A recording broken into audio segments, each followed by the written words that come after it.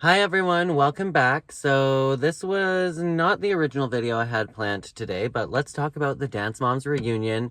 Hopefully you watched it. I tuned in to watch the Dance Moms reunion last night on cable television.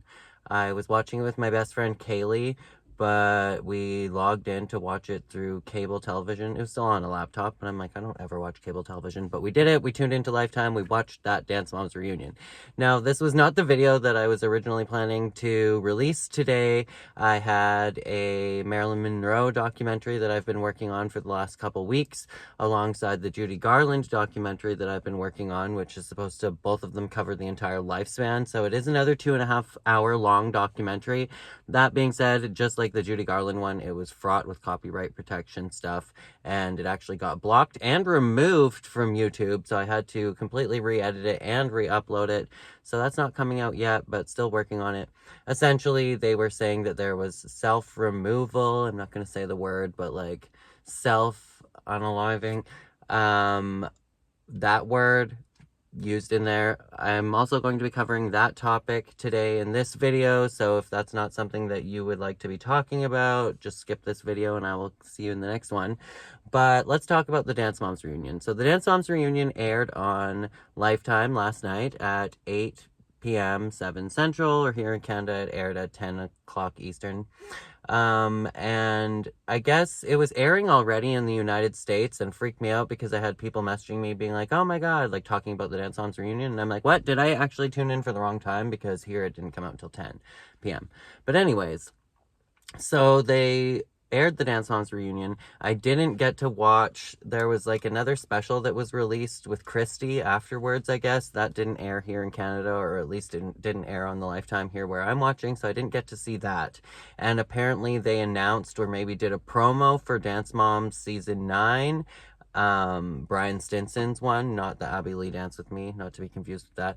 But apparently there was a promo and they advertised that. I don't know if that was at the end of the Christie special or not, but I didn't get to see the Christie special.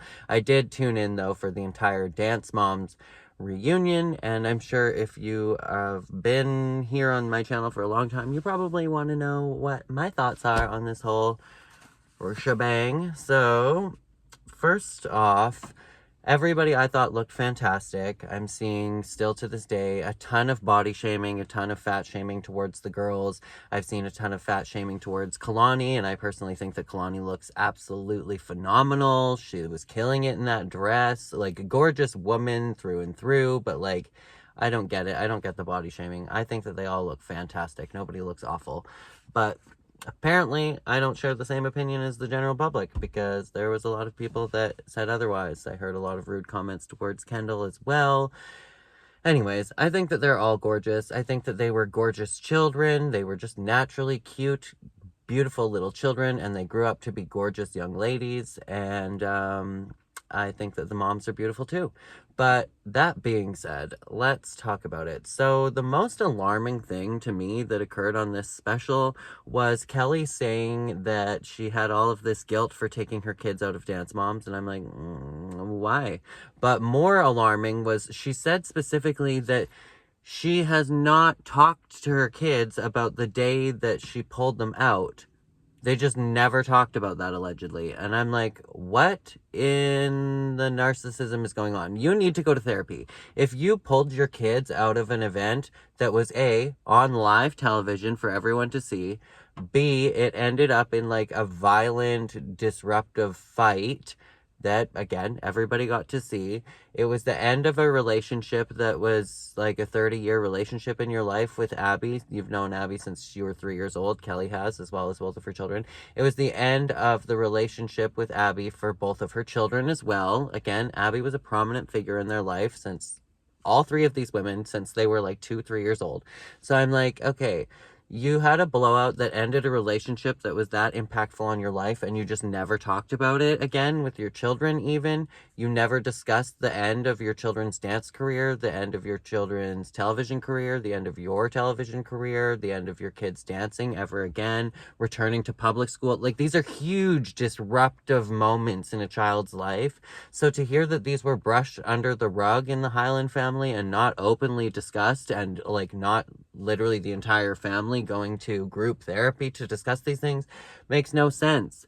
You said that, like, there was a lawsuit. They went to court over Abby Lee Miller throwing the chair at Paige during the one scene on Dance Moms, and I'm not going to do any edits on this video. I'm not going to be including any clips, and I think that Dance Moms Reunion is probably very, very highly copyright protected. Even the clips they've uploaded on YouTube have been, so I'm not even going to go into that territory today, but you filed a lawsuit about how disruptive and traumatizing that would be for her kid and how that was like psychologically and emotionally abusive, to which they threw out the case. And you never went to therapy for this? You never brought your kids to therapy? You guys never went as a group to therapy? You never even talked about it? Sorry to be like beating a dead horse here, but I'm like, that is absolutely insane to me. And seeing them like crying, all crying about that, I'm like, what kind of Twilight Zone dystopian reality am I living in right now? If that was my family, and like my family there's like trauma bonds all over the place. Like, I do not have a perfect family. I have a very rough upbringing as well. And like, we talk about everything. We've talked about everything, worked through things, like, went to therapy. I don't get it. I really don't understand the mentality of sweeping everything under the rug. There are some other confusing moments in this, like Chloe, Brian Stinson asked about Chloe and her sexuality, to which she responded like, everything's fine, everybody's fine with it. And he brings up how Christy was not fine with it in the beginning, and kind of like points at like being like, oh, you were telling a white lie, like you didn't tell me about this. It's like, no, everybody is fine with it. She doesn't have to tell you about that. It's kind of nothing to do with Dance Moms. Anyways, so I thought that was odd, especially Kelly's comments to be like, oh, Christy wouldn't want me to talk about this, as if it's something like huge and big and dark and serious. It's Chloe's sexuality. If it's out in the open, she's been completely open about it. Christy's been open about supporting her. Christy had that clip that was included on the Dance Moms Reunion about being open and supporting her. So I don't know. It's very interesting. I feel like it was very uncalled for in the beginning of the Dance Moms Reunion, if you watched it, that Christy calls out Melissa and says it was all orchestrated, that they would have everybody over at Maddie's house before this reunion just to protect Melissa's reputation and anything that would have possibly come out during this reunion. And I'm just like, really? Do you think that they care still? Like, I don't know if they would care. Like, they didn't even want to attend. Like, it does seem a little bit sus to me if they don't ever get invited to group events and they don't ever do anything like that, for Melissa to hold an event where everybody was attending the night of the Dance Moms Reunion. If they don't actually hang out anymore, is kind of odd. But I think it was also just like, in my perspective, it was a way for having everybody to come together so that they could actually have a reunion, but doing it on their own terms, because they knew that the producers are going to pick and prod and they're going to try and make this into a giant dramatic television event. So I wouldn't want to go either if I was somebody that was trying to let the past live in the past. So I understand why Melissa, Mackenzie, and Maddie didn't go. I understand why Nia and Holly didn't go. However, if Nia and Holly didn't go just because Nia was indeed rushing her sorority, so she was busy, why wasn't she in the documentary at all? She was not in the reunion special Christy videoed in, just like I've been hypothesizing for months. I figured anybody that wants to be in it, just like the cast said, would have been in it. And if Nia and Holly wanted to be in it, they would have videoed in. I think they specifically wanted to leave the past in the past. Anyways, I thought it was weird. They asked them about Maddie and Mackenzie. They didn't ask about Nia and Holly. And I'm just like, lest we forget that Nia was the only original dancer that stayed from the very beginning of season 1 till the end of the show. The only person. Maddie and Mackenzie didn't do that. I don't know. Same with like news channels that have been covering this. They're like, how did you feel about Maddie and Mackenzie not being there? It's like, what about Nia? I don't know. Very weird. It's like, still to this day, people just want to try and forget about Nia, and I find that very odd. She's the only person that was there from the beginning to the end. That's the star of the show, in my opinion. Basically, her and Abby. So anyways, those were some of my thoughts towards the reunion. What did you guys think about it if you watched it? And if you haven't, let me know. Are you going to be trying to watch it? If you watched the special that has Christy and her reacting to dances, I guess is what I heard. I'm not sure, but I need to see that. I'm sure that it will come up in Canada eventually. I didn't see any promos or anything, like I was saying, for Dance Mom Season 9, so I have no idea what that is going to be about whatsoever. Other topics, though, that were on the reunion that they covered, I thought that it was highly disgusting and distasteful when JoJo would talk on behalf of other people. Like, you're feeling this. Like, she would just tell Paige what she's feeling. It's like, pardon, if I was Paige, I'd be like, pardon, do I know you? Like, don't tell me how to feel, and you don't tell me what I experienced. But it was just weird because JoJo talks to the other girls as if they're characters on a television show, not like they're real people. And it's like, it's weird because JoJo would have been a fan of this show and watched the show as a fan. The other girls, it was like, it was their life. So when they're going over and they're watching, like, the clips to react to on the reunion, and JoJo's like, yeah, knows every line and knows everything that's coming up, and she says she watches all of these compilation videos all the time. The rest of the girls don't share that experience. They're literally shocked when they see a clip because they have only seen clips that show up on social media because it's in their feed, like on TikTok. Otherwise, they don't watch the show and never have. So I think that that's very interesting about the actual OG girls compared to the rest. Also, it was a little ironic, don't you think, of Jill being like, yeah, other dancers would come here and they'd be entitled. It's like, that's a little bit the pot calling the kettle black. Is that the saying? Because I'm like, girl, you came on here in season 2 and expected that you would just replace everybody and be the new Maddie.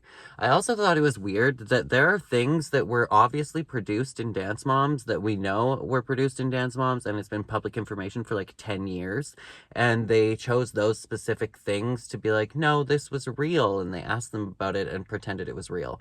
A couple examples to me were Brooke leaving to go do cheerleading. They were like, yeah, I'm happy with that. That's what I wanted to do. It's like, that was fake. They told us that that was fake and that that was orchestrated and that she never actually left to do cheerleading like that. That's not how it happened. And the other setup that was fake was we were all told, like, over 10 years ago that Kendall and Jill never left to go to Candy Apples and that it was just the producer's setup. And then they asked them about it. Very odd.